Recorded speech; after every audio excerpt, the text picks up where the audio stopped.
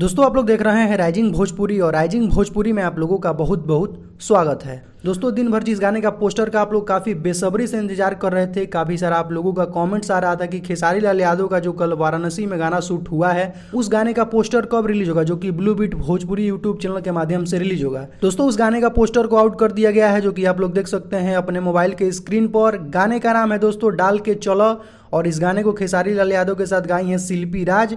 अभिषेक भोजपुरिया का लिखा हुआ ये गाना है, जो कि अभी ये चुनमुनिया गाने को लिखे थे और प्रभाकर कुमार सिन्हा का इस गाने में म्यूजिक है।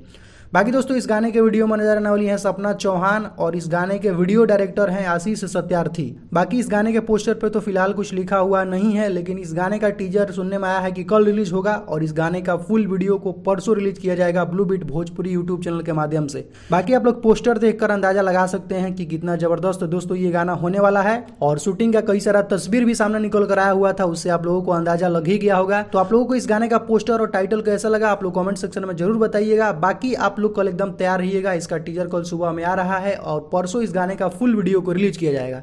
तो दोस्तों अभी का कुछ यही अपडेट है, तो इस वीडियो में सिर्फ इतना ही। तो मिलते हैं नेक्स्ट वीडियो में। Thank you so much.